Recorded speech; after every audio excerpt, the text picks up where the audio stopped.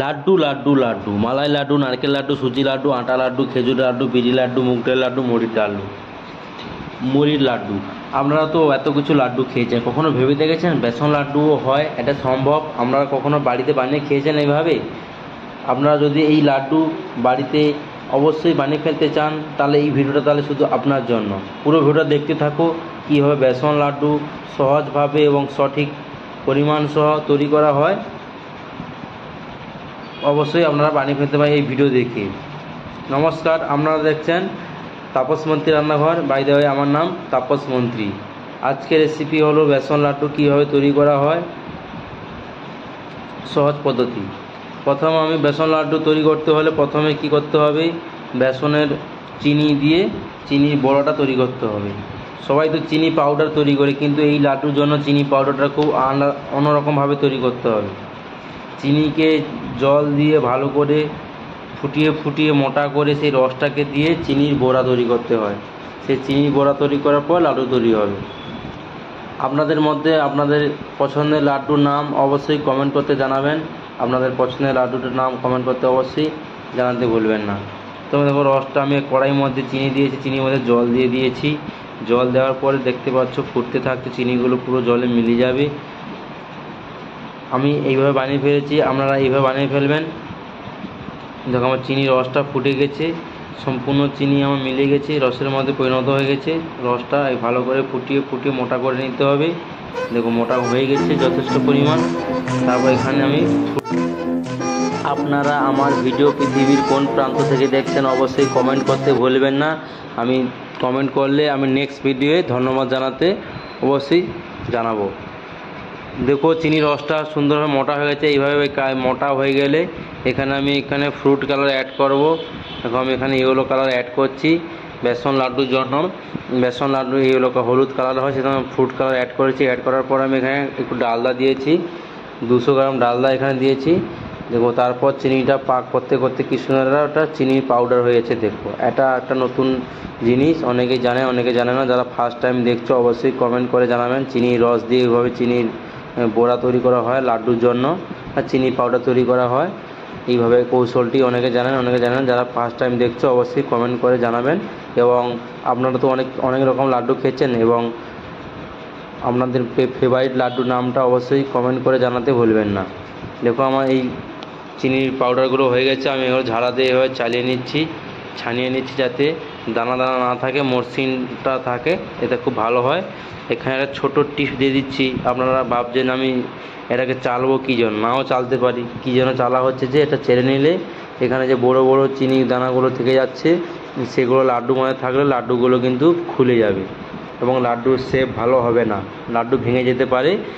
সেই জন্য এটা মসৃণভাবে চালিয়ে নেওয়া হচ্ছে, যাতে ছোটো বড়ো ওই দানাগুলো না থাকে। তা না থাকলে লাড্ডুটা ভালো হবে এবং কোনো কিছু অসুবিধা ছাড়াই লাড্ডুটা আপনি সহজভাবে বানিয়ে ফেলতে পারবেন।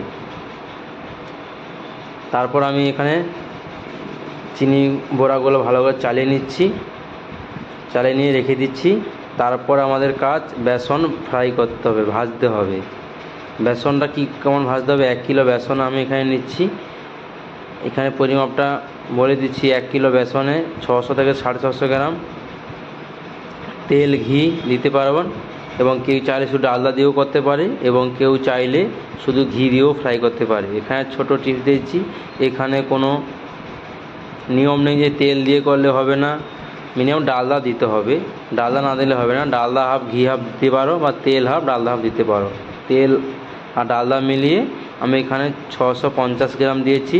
আপনারা চাইলে শুধু ঘি দিয়েও ওটা ভাজতে পারেন। ঘি দিয়ে ভাজলে কিন্তু তার স্বাদটা সম্পূর্ণ আলাদা হবে।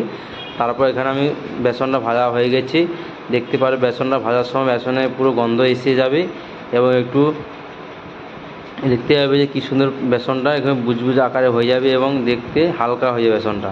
তারপর এখানে আমি হলুদ অ্যাড করেছি। হলুদ অ্যাড করলে কী হয়, বেসনটা কালারটা ভালো থাকে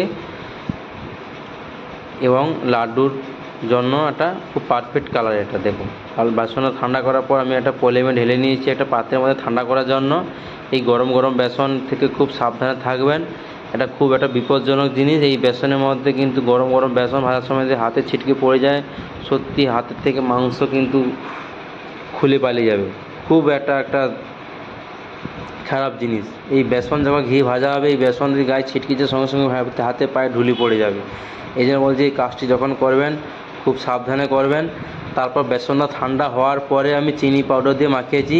কি গরম গরম মাখাতে যাবেন না, গরম গরম মাখালে কী হয়, হাতে প্রচুর গরম লাগবে, হাত পাত পুড়ে যাওয়ার ভয় আছে। বেসন ঠান্ডা করার পর আমি এই চিনি পাউডারগুলো মিশিয়ে দিয়েছি। এখানে পরিমাণটা আরেকবার বলে দিচ্ছি, 1 কিলো বেসন আর চিনি, এই 3 কিলো চিনি পাউডার, আর ডালদা ঘি লেগেছে আমার 650 গ্রাম। আর কাজু কিশমিশ আপনারা পরিমাণ মতো দিতে পারেন। 1 কিলোতে 200 গ্রাম কাজু এবং 100 গ্রাম কিশমিশ দিতে পারেন। দিয়ে এইভাবে বেজে নিতে হবে। দেখুন, আশা করি এখানে আপনাদের কোনো বুঝতে অসুবিধা হয়নি। যদি কারো কোনো কিছু বুঝতে অসুবিধা হয় অবশ্যই আমাকে কমেন্ট করবেন, আমি অবশ্যই আপনাদের বলবো কীভাবে তৈরি করতে হয় বেসন লাড্ডু। এইরকম নিত্য নতুন রেসিপি দেখতে চাইলে আমার চ্যানেলটিকে অবশ্যই সাবস্ক্রাইব করে পাশে থাকবেন, আর আমার বেল আইকনটিকে অল করে দেবেন, যা কি আমার নতুন নতুন রেসিপি ভিডিও আপনার কাছে নোটিফিকেশন প্রথমে চলে যাবে এবং আপনারা দেখতে পাবেন। এবং আপনাদের পছন্দের রেসিপির নামটা অবশ্যই বলতে ভুলবেন না, আমি সেই রেসিপি ভিডিও বানাবো। আর আমার চ্যানেলে সব ভিডিওগুলো, রেসিপি ভিডিওগুলো দেখার সবাইকে অনুরোধ থাকলো। আমার চ্যানেলে মিনিমাম 50টির উপর রেসিপি আছে। সেই রেসিপি দেখে সবাই 100% গ্যারান্টি সহকারে বাড়িতে ট্রাই করলে অবশ্যই বানিয়ে ফেলতে পারবেন। আমার ভিডিও এতক্ষণ দেখার জন্য আপনাদের অসংখ্য ধন্যবাদ। আপনারা ভালো থাকুন, সুস্থ থাকুন। অবশ্যই আপনারা ট্রাই করবেন। এই লাড্ডুটা খেতে খুব অসাধারণ, দিওয়ালির ফেমাস মিষ্টি বেসন লাড্ডু। বাড়িতে একবার বানিয়ে রাখলে 15 থেকে 20 দিন থাকবে, কোনো কিছু খারাপই হবে না। আপনারা ভালো থাকুন, সুস্থ থাকুন। আজকের রেসিপি এই পর্যন্ত। আগামীকাল একটা ভালো রেসিপি নিয়ে আসছি, সেই জন্য অপেক্ষা করে থাকুন। আর ভিডিওটা ভালো লাগে লাইক, শেয়ার, কমেন্ট করতে ভুলবেন না। আর আমার চ্যানেল নতুন হয়ে চ্যানেলটা অবশ্যই সাবস্ক্রাইব করে পাশে থাকবেন।